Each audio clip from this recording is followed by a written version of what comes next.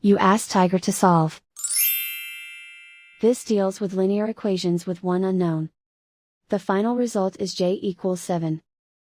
Let's solve it step by step. Group all constants on the right side of the equation. Subtract 4 from both sides. Group like terms.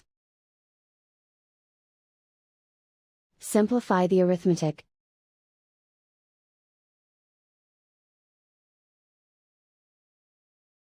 Isolate the j. Divide both sides by 2.